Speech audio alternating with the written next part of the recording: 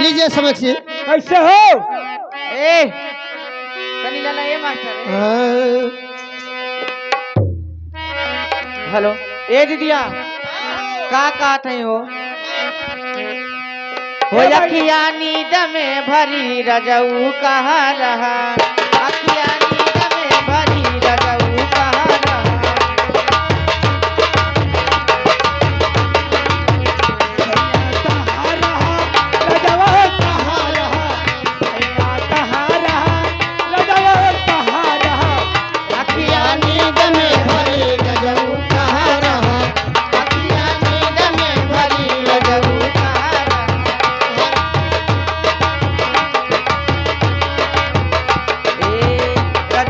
कहाँ रहा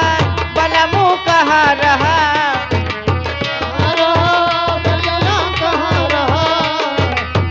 बलमू कहाँ रहा रजऊ कहाँ रहा अखिया नींद में भरी रजऊ कहाँ रहा अखिया नींद में भरी रजऊ कहाँ रहा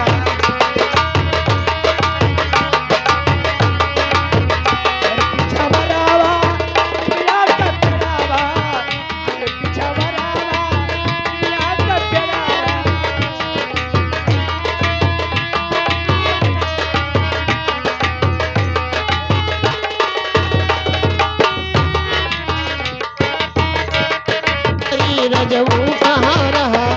अखिया नींद में भरी रजऊ कहाँ रहा अखिया नींद में भरी रजऊ कहाँ रहा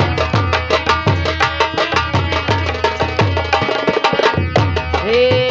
हमरे दुआरे हे राजधानी मिया कई बेड़वा हो हमरे दुआरे हे राजा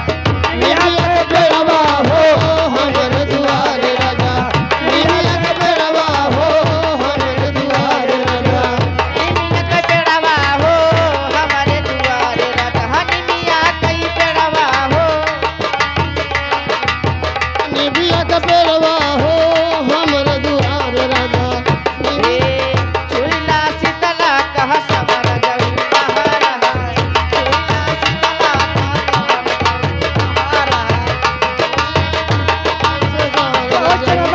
रहा अखिया नींद में भरी रजऊ कहाँ रहा अखिया नींद में भरी रजऊ कहाँ रहा अखिया नींद में भरी रजऊ कहाँ रहा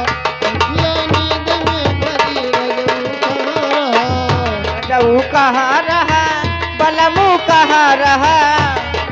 कहाँ रहा बलमू कहाँ रहा रजऊ कहाँ रहा बलमू कहाँ रहा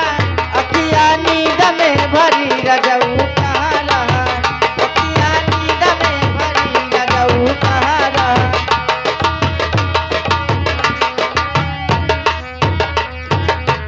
का भेल हो कहा आएगा हमरे